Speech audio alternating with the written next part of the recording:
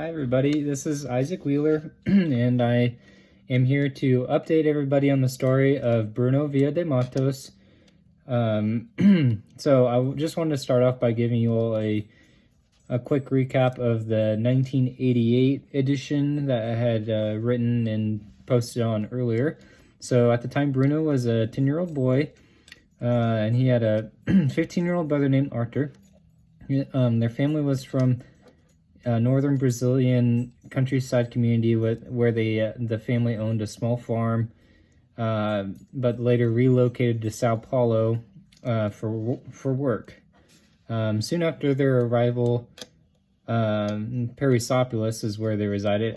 The mother was killed, and their father became an alcoholic, and he left the boys to fend for themselves. So the boys make it by stealing when they need to, and Arthur finds a job in a construction company.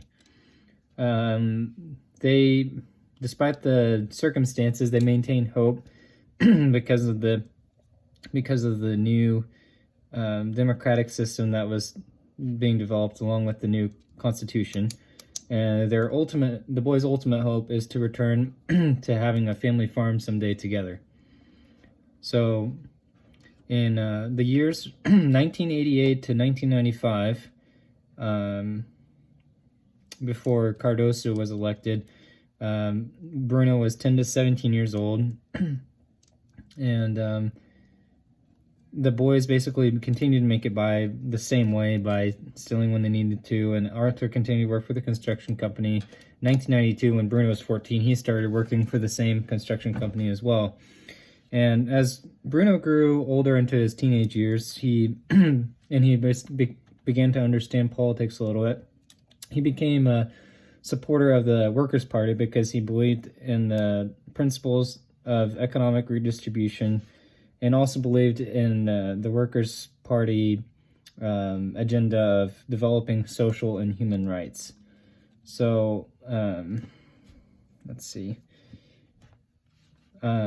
Now, we know that the Brazilian economy began to grow under President Cardoso between the years 1995 to 2002 for various reasons, a couple of them being that they developed the real currency, as well as they began to receive more foreign investments into the Brazilian economy. Now, going into the 2003 election, Bruno was a proud supporter of candidate Lula, and when Lula was elected in 2003, he was very satisfied with that. Along the way, I should mention that Bruno and Arthur both meet women in Perisopolis, and they both marry in between 1996 and 2000. So, you know, when Lula was elected, they're both relatively newlywed, and they're continuing to work for their construction company. Still both families living in Perisopolis. So now, as we learned in class, President Lula and the government at the time worked on economic redistribution and created social programs like Bolsa Familia. And Bolsa Familia in particular provided additional financial assistance to Bruno and Arthur's families. Let's see.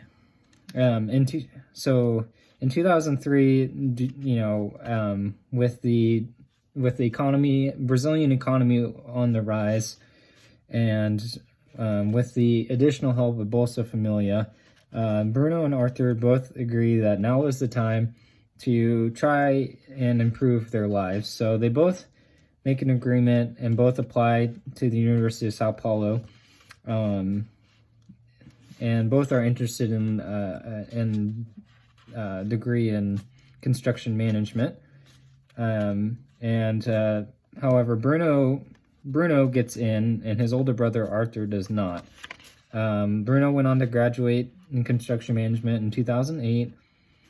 Another important thing to note was about the same time Arthur and his family joined the Universal Church of the Kingdom of God, which was a large evangelical church. So let's see.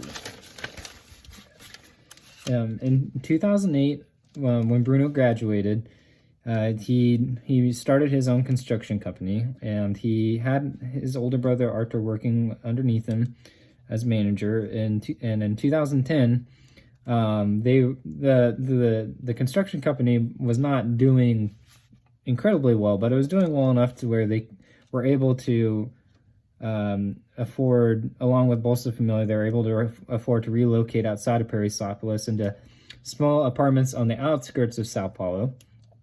They both are still holding on to that dream of saving up enough to restart the family farm together. So that's still their ultimate goal. Now,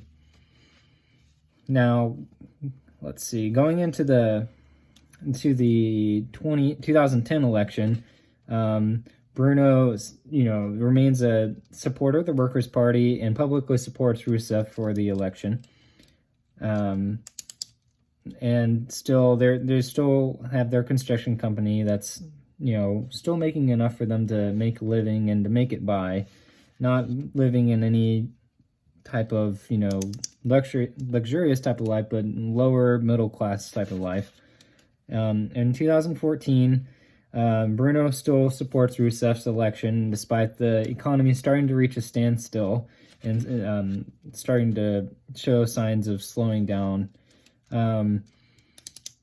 However, in 2015, when Operation Car Wash began, Bruno still believed in Rousseff and that the whole investigation was a fraud, a cover-up, a modern-day coup.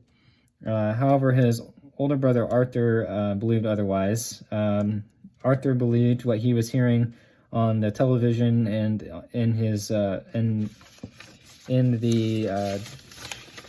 the church that he had joined, and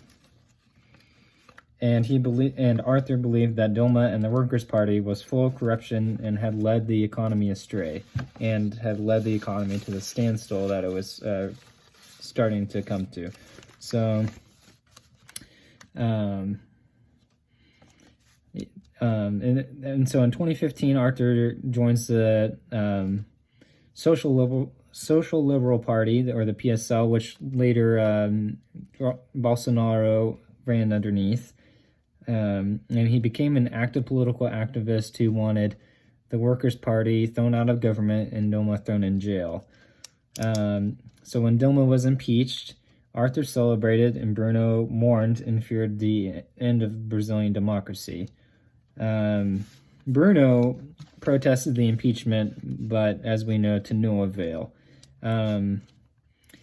Despite their opposing political views, Bruno and Arthur still remain business partners. However, going into the 2018 election, the political disputes between them were becoming more heated, and Bruno was a supporter of Lula's re-election before the judicial system nullified his election bid, and Bruno then went on to support Haddad, whereas Arthur was a proud supporter of Bolsonaro.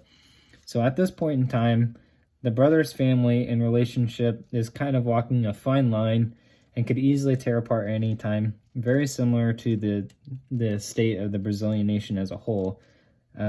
So along with that, the dream of restarting the family farm also remains up in the air. Thank you, and everybody stay safe.